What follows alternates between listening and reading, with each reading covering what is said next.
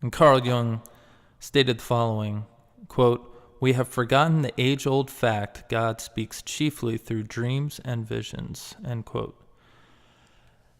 And now I'll link to this below. There are several, probably numerous films on Jung and the psychology that has spawned from his thinking. But I'll link to the video from which this is lifted. Check it out. This is regarding Jung, dreams, God. But in the development of Jung's theory, this possibility raised another question. What is the purpose of the total dream life of the individual? What role do dreams play, not only in the immediate psychic economy of the human being, but in his life as a whole? By observing a great many people and studying their dreams, Jung discovered not only that all dreams are relevant in varying degrees to the life of the dreamer, but that they are all parts of one great web of psychological factors. He also found that on the whole they seem to follow an arrangement or pattern. This pattern Jung called the process of individuation. Since dreams produce different scenes and images every night, people who are not careful observers will probably be unaware of any pattern. But if one watches one's own dreams over a period of years and studies the entire sequence, one will see that certain contents emerge, disappear, and then turn up again. One can observe a sort of hidden regulating or directing tendency at work, creating a slow, imperceptible process of psychic growth, the process of individuation. Gradually, a wider and more mature personality emerges, and by degrees becomes effective and even visible to others. The fact that we often speak of arrested development shows that we assume that such a process of growth and maturation is possible with every individual. Since this psychic growth cannot be brought about by a conscious effort of willpower, but happens involuntarily and naturally, it is in dreams frequently symbolized by the tree, whose slow, powerful, involuntary growth fulfills a definite pattern. The organizing center from which the regulatory effect stems seems to be a sort of nuclear atom in our psychic system. One could also call it the inventor, organizer, and source of dream images. Jung called this center the self and described it as the totality of the whole psyche in order to distinguish it from the ego, which constitutes only a small part of the total psyche. The self can be defined as an inner guiding factor that is different from the conscious personality and that can be grasped only through the investigation of one's own dreams.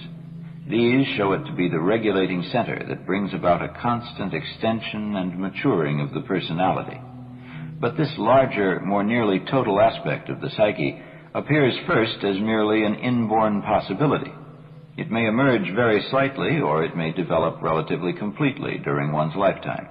How far it develops depends on whether or not the ego is willing to listen to the messages of the self. Willing to listen, I think that's a great way of putting it, because, even in my own life, there were times where I was pretty haughty and arrogant and thought, maybe I don't have it all figured out, but whatever this person believes is bullshit, And I've been on the receiving end of people scoffing and laughing, like, I can't believe, you would believe that, you're a moron. But at the same time, in humility, I have to recognize that I've been on that side as well. And we learn from the other, no matter who we are. Even Jesus himself learned, when he was challenged, even the dogs eat the scraps that fall from the table. Jesus probably had this xenophobia to some extent regarding his people versus the Gentiles. And also in another instance, he was he proclaimed that he had never come across such faith among his own people when he healed the Roman centurion's son who was back at home, or maybe it wasn't son, maybe it was his young male partner, so to speak. Culturally things are quite different back then. But that can be addressed later in a different episode. What I really want to get back to here is, again, what do we mean by God? Because I haven't really addressed that thus far.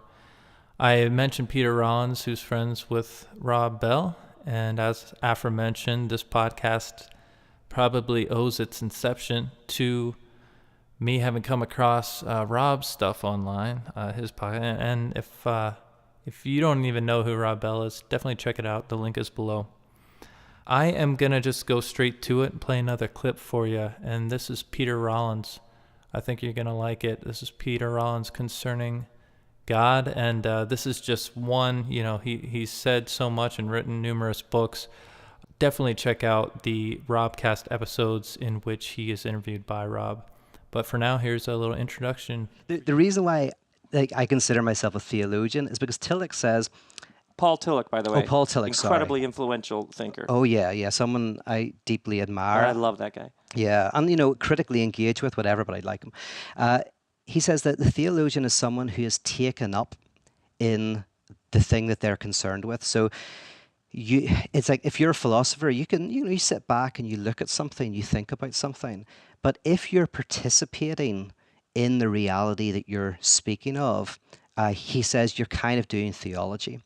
And so I feel that I'm taken up by the topic. It's not something I do as a vocation. It's not something I do as a professor or anything like that. I'm taken up in it.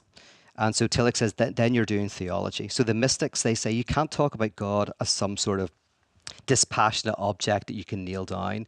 You participate in a reality that transforms you, and you have words for that participation. But those words don't nail it down. So there Pete is speaking to the experiential reality that is God. I view it as the extent to which we are conscious of ultimate reality, or the extent to which we are conscious of in whom we live, breathe, and have our being, as the Apostle Paul put it. But there are so many mainstream ways in which God is typically conceived, and he'll touch on them right here. God is a being or a bigger being than ourselves. Just a being. Then there's an object. God as hyper being. Hyper being, which is you're basically trying to find language, metaphors, images, visuals. God is fire. God is rain. God is storm. Yeah. God is protector. God is warrior. God is mother. Whatever it is that helps give language. Yeah.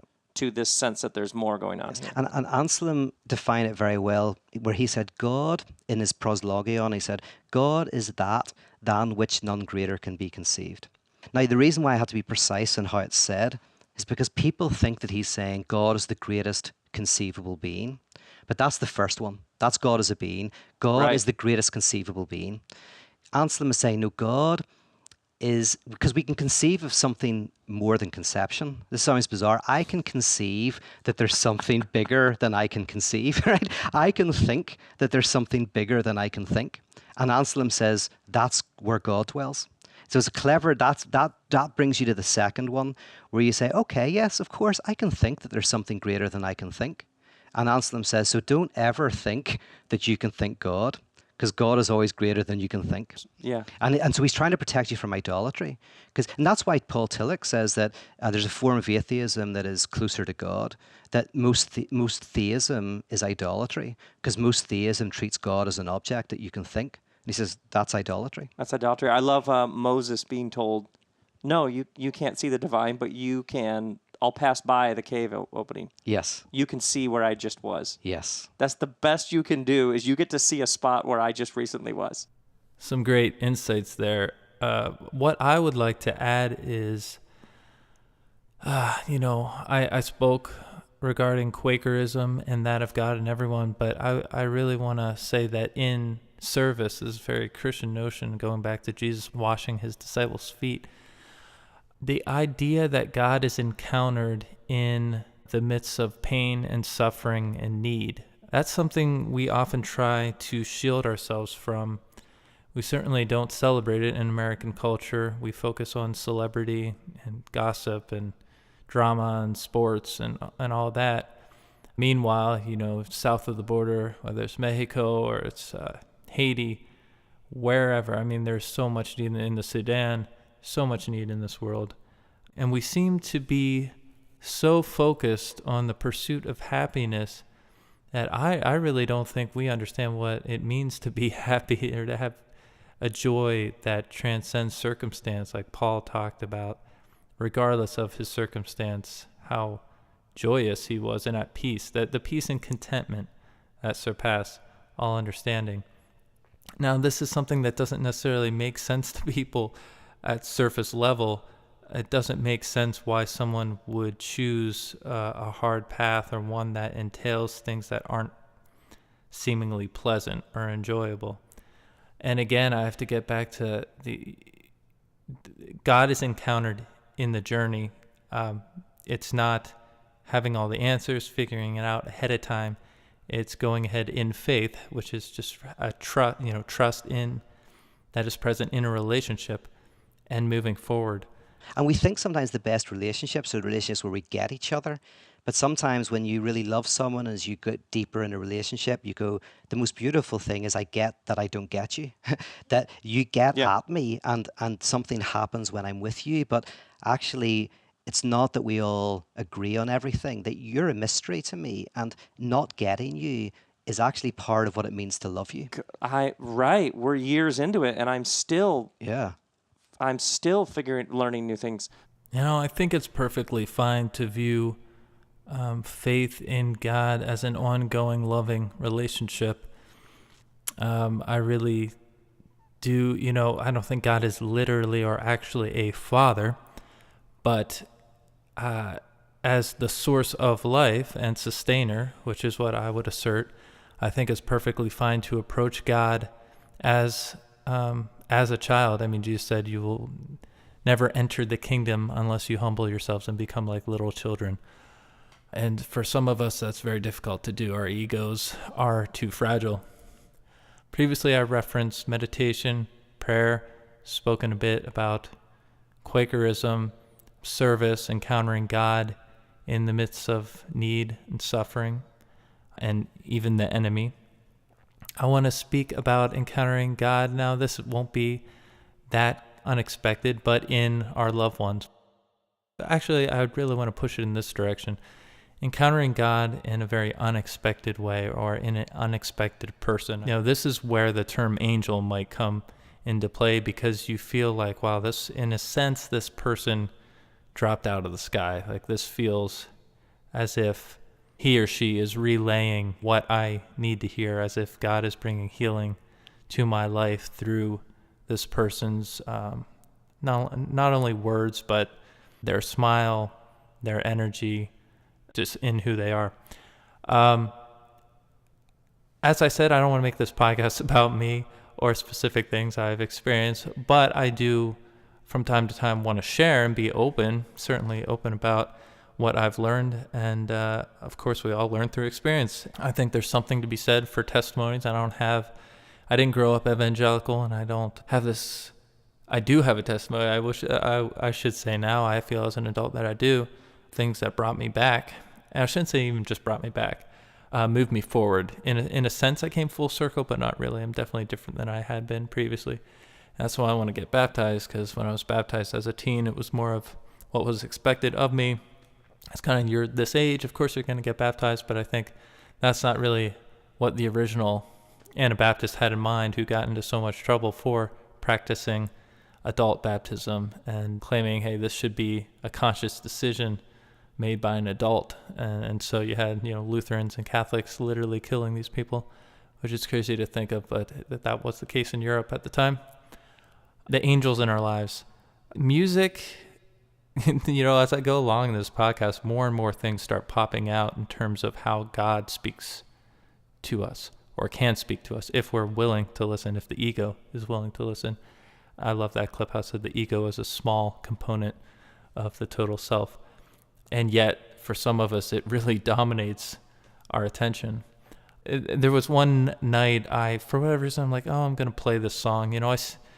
There's this band I used to like back in high school, and I saw them live, and I don't know why I want to play this song. It's really odd because I'm not Christian, and this is basically a worship song. So I started playing the song Angels Fall Down, and then it was like there was this moment. G.K. Chesterton said the worst moment for an atheist is when he is really thankful, yet has no one to thank. I wouldn't say I was an atheist at the time, but I certainly wasn't somebody who felt he had a vibrant, dynamic, loving relationship with God. And I love how in the song it kind of builds to a climactic moment. I would say that moment is really what humbled me, and I felt so thankful for something that was happening in my life, a change that was occurring, or that I thought was at any rate. And it's like I knew I wasn't just thankful. I knew the gift came from someone. I guess that's how I would put it. I knew that it wasn't just this circumstance in a random universe, but that God was saying, this is a gift for you, Andrew. This is a gift. And whether you feel that you deserve it or not, or whether you can make sense of it, this is from me. And I am in this circumstance and in this person. So I'm just going to play the whole song for you. It was very moving for me every time. And this band now means more to me than they used to because, I went and saw them live in Sacramento at the Ace of Spades. And one of the coolest moments, I was at that show alone, but one of the coolest moments was when they played Stars, which is an awesome song, another worship song of theirs. And and they had pink lights going on stage, and it was just like the timing was perfect. I don't even think they used the pink until that moment, and that happens to be my favorite color. If anybody has a problem with that, that's fine. No, you might want to check your ego if you do. So anyway, here's the song. This is Angels Fall Down by the band Skillet.